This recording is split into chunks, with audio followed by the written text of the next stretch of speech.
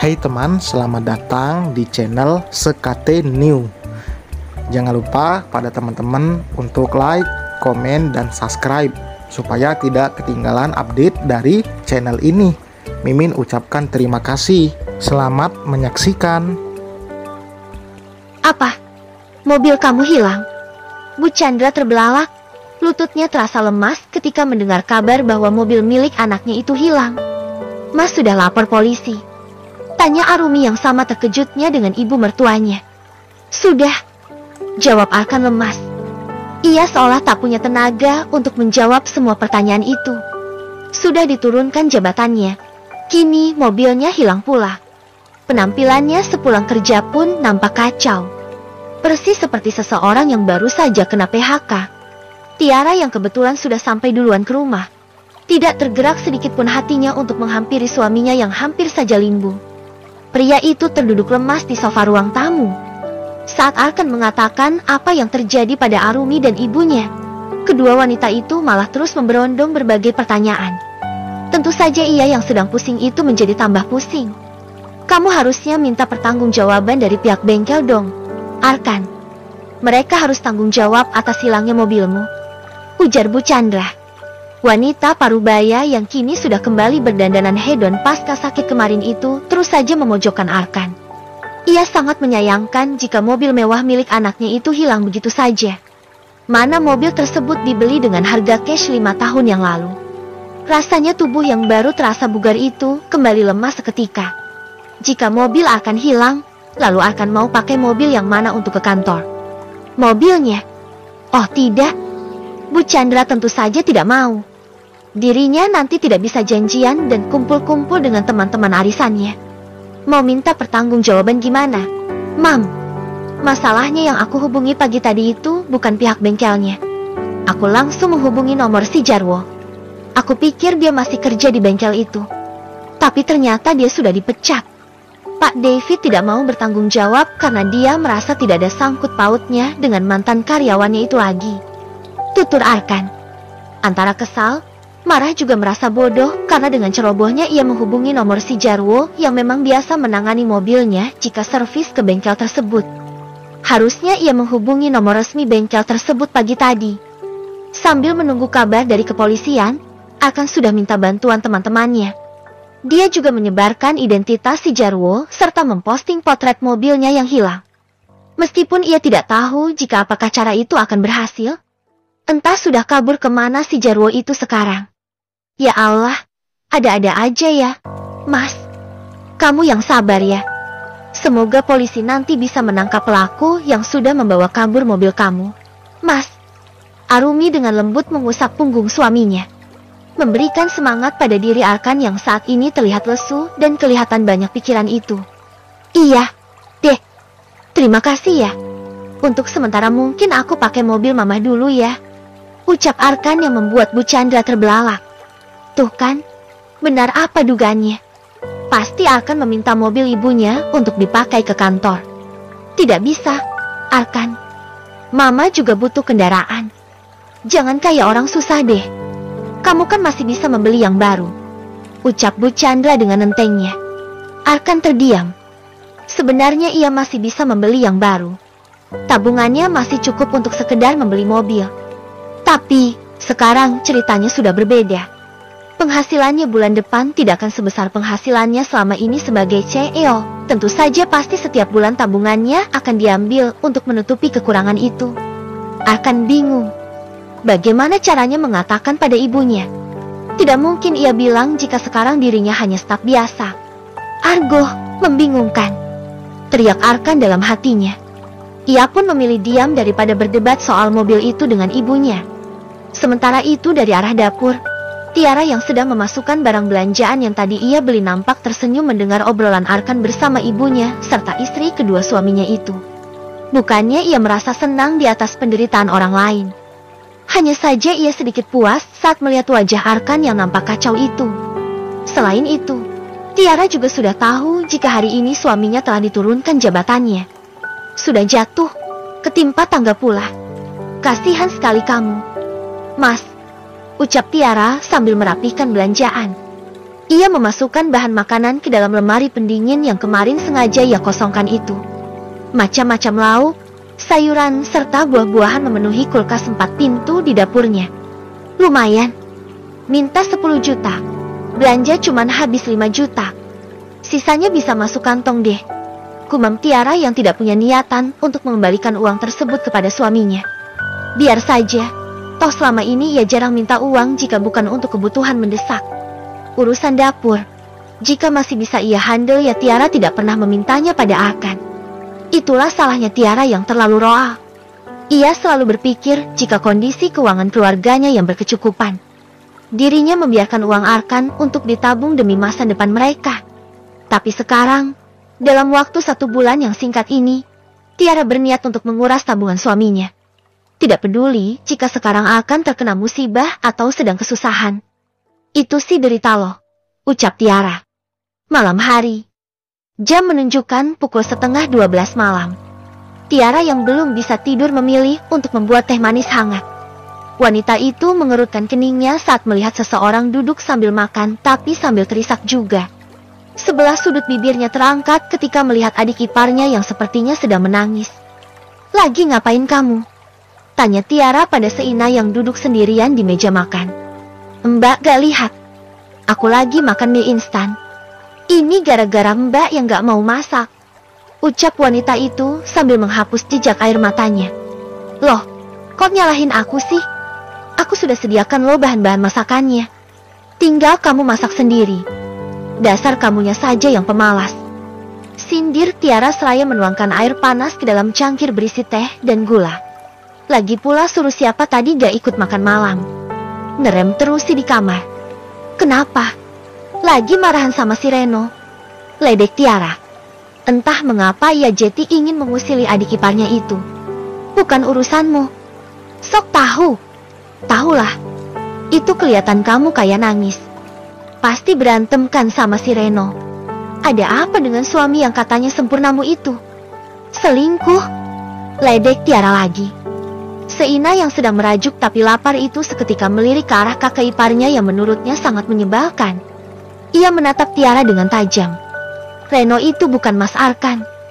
Dia gak mungkin selingkuh. Pekik Seina. Ia sedih karena Reno yang akhir-akhir ini cuek padanya. Seperti sore tadi, bukannya merayu dirinya yang tengah merajuk, Reno malah pergi dan sampai sekarang belum pulang. Nomor ponselnya pun tidak aktif. Seina merasa jika suaminya mulai berubah. Tidak seperhatian dan sebucin dulu padanya. Wah, adiknya sendiri sudah mengakui nih kalau kakaknya selingkuh. Ucap Tiara. Ia duduk di meja makan. Rasanya belum puas jika belum meledek adik iparnya yang sedang bersedih ini. Pasti menyenangkan jika melihat si Seina makin terpuruk. Oh wah, aku tidak peduli dengan urusan Mbak sama Mas Arkan. Tapi yang pasti, Reno itu tipe suami yang setia. Ucap Seina mencoba menghibur diri sendiri. Ia sangat yakin jika berubahnya suaminya itu bukan karena Reno selingkuh seperti yang dikatakan oleh kakak iparnya. Pasti ini ada kaitannya dengan hutang Reno pada rentenir itu. Seina yakin jika Reno berubah karena sedang pusing memikirkan bagaimana menebus rumah milik ibunya ini. Iya deh, si paling setia. Aku cuma mau ngingetin aja sih. Hati-hati sama cowok kalau sudah banyak berubah. Yang baik dan soleh seperti Mas Arkan saja bisa mendua. Apalagi si Reno yang masih hobi dugem itu. Seina terdiam. Nampak dadanya yang naik turun menandakan jika ia sedang menahan emosi yang bergejolak. Rasanya ia tidak memiliki teman curhat saat ini. Ibunya yang kini lebih memperhatikan kakak iparnya. Kakaknya yang juga sedang sensitif gara-gara kehilangan mobil. Belum lagi Tiara yang selalu saja membuatnya semakin naik darah. Seina merasa sendiri saat ini. Ia benar-benar butuh sandaran. Dan orang yang ia harapkan menjadi sandarannya malah pergi entah kemana. Sudah ya, aku ke kamar dulu. Ingat lo kata-kata Mbak tadi. Jangan terlalu percaya sama seorang pria. Cinta boleh, bodoh jangan. Ucap Tiara kemudian bangkit meninggalkan Seina yang terdiam dengan sejuta kemelut pikiran yang kalut. Ingin marah pada kakak iparnya, namun ia tidak bisa. Dirinya saat ini menumpang. Salah-salah ia bisa diusir dari rumah ini oleh kakak iparnya yang menyebalkan itu. CKK, kakak ipar sialan. bisanya cuma nakutin doang. Aku yakin Reno itu setia. Dia hanya butuh waktu untuk sendiri. Nanti juga dia mesra lagi sama aku. Batin Seina terus berpikir positif tentang suaminya. Tiara berjalan dengan santai sambil memegang cangkir berisikan teh manis hangat di tangannya. Ia hendak melangkah menaiki tangga, namun langkahnya terhenti tatkala melihat ruang kerja suaminya yang terbuka. Dengan senyum mengembang, wanita itu pun memilih untuk menghampiri suaminya. "Mas, belum tidur?" Tiara menyapa dengan begitu lembut. Tentu saja ia punya tujuan mendatangi Arkan. Ada udang di balik batu. Ia menginginkan sesuatu dari suaminya sehingga ia memulai berakting seolah dirinya peduli dan simpati atas apa yang terjadi pada suaminya saat ini. "Iya, deh. Mas gak bisa tidur. Mas pusing sekali. Kamu sendiri belum tidur?" tanya Arkan. Ia yang sedari tadi cemberut, tiba-tiba tersenyum melihat istri pertamanya ini. Mendengar suara lembut dan manja itu, membuat rasa rindunya semakin menggebu-gebu pada Tiara. "Belum, Mas. Aku juga memikirkanmu. Aku buatkan teh hangat untukmu. Semoga bisa mengurangi kepelikan yang sedang kamu rasakan saat ini," ucap Tiara sambil mendekat. Ia memberikan teh manis hangat yang tadinya untuk dirinya sendiri, namun sekarang ia berikan pada Arkan demi satu tujuan. "Wah, terima kasih banyak, Deh. Kamu memang pengertian," ucap Arkan tersenyum senang. "Sama-sama, Mas. Boleh aku duduk?" tanya Tiara. "Tentu, sayang. Duduklah sini di pangkuan Mas." Arkan menepuk-nepuk pahanya, meminta Tiara duduk di lahunannya. Tiara mencebik, namun ia tetap memaksakan senyumnya demi mendapatkan apa yang ia inginkan. Akhirnya ia pun terpaksa menuruti keinginan suaminya dan duduk di pangkuan pria itu. Jika dulu, posisi intim seperti ini sangat membuatnya bahagia, tapi beda dengan sekarang. Rasanya jijik sekali. Apalagi Tiara bisa merasakan sesuatu yang menegang di bawah sana. "Mas, boleh aku minta sesuatu?"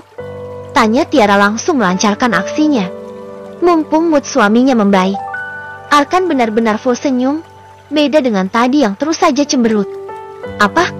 Sayang, minta saja," ucap Arkan sambil membelai rambut panjang istrinya itu.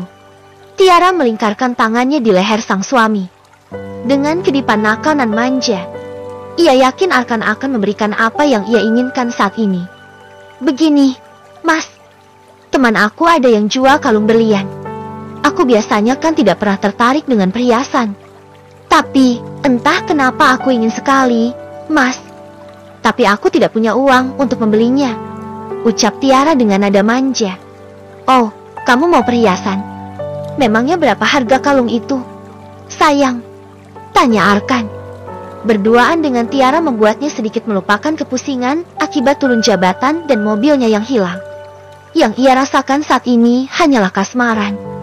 Seperti seorang EBG yang sedang jatuh cinta, Arkan benar-benar merindukan suasana seperti ini dengan Tiara. "Gak mahal sih, Mas. Cuman 200 juta lah," ucap Tiara yang membuat kedua mata Arkan langsung membulat sempurna. "Hah? Apa?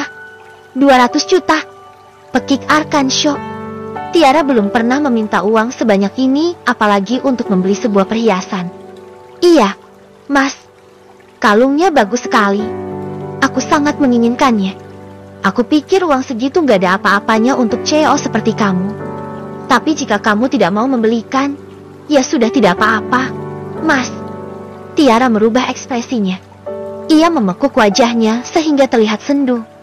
Wanita itu pura-pura merajuk pada suaminya. Melihat wajah Tiara yang bersedih, tentu saja Arkan tidak tega. Apalagi ia juga sedang berusaha untuk mengambil hati istrinya lagi. Arkan berpikir mungkin dengan cara begini hubungannya dengan Tiara bisa seperti dulu. "Baiklah, sayang. Mas akan transfer uang padamu untuk membeli kalung itu. Tapi jangan cemberut lagi. Senyum dong." Lengkungan indah itu langsung terpatri kembali di wajah cantik Tiara. Ia tersenyum lebar. Akhirnya ia bisa menguras tabungan suaminya itu secara perlahan dengan sangat mudahnya. "Terima kasih, Mas." "Sama-sama, sayang. Tapi jangan lupa jatah Mas ya jika kamu sudah selesai datang bulan," ucap Arkan seraya mengelus pipi istrinya dengan lembut. "Iya, Mas. Tenang saja. Servis full pokoknya. Ucap Tiara yang muak sendiri dengan ucapannya barusan. Rasanya ingin muntah. Jangankan memberikan servis, bersentuhan seperti ini saja sudah membuat Tiara jijik. Rasa cinta dan kemesraan yang selama ini membuatnya candu, kini perlahan memudar. Semakin lama, rasa sayang itu pun semakin terkikis, hanya meninggalkan luka yang sepertinya tidak akan sembuh jika Tiara terus bersama Arhan. Di dalam ruang kerja yang pintunya terbuka itu, keduanya saling melempar candaan, cekikikan dan terlihat sangat akrab. Tiara benar-benar pandai bersandiwara sehingga bisa meyakinkan Arkan jika istrinya itu sudah mau berubah, mau memaafkan kesalahan suaminya serta menerima adik madunya. Arkan sangat bahagia. Di balik musibah yang sedang menerpanya saat ini, ternyata ada hikmahnya. Poligami yang ia idamkan akan tercapai. Tiara tetap bersamanya, dan Arumi pun terus mendampinginya. Di tengah-tengah obrolan hangat serta keakraban keduanya, ternyata Arumi yang tadinya berniat untuk menghampiri Arkan itu memperhatikan dari ambang pintu. Tiara yang menyadari jika adik madunya itu sedang mengintip, tentu saja semakin gencar untuk memanasinya. Kedua tangan Tiara membingkai wajah suaminya. Sementara Arkan dengan lembut membelai rambut panjang istrinya. Keduanya terlihat sangat mesra. Kemesraan yang membuat hati seseorang di sana terbakar api cemburu.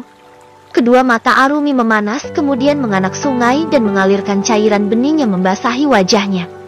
Sesakit ini ternyata melihat pria yang aku cintai dekat dan bermesraan dengan istri pertamanya, ucap Arumi dalam hati. Bersambung.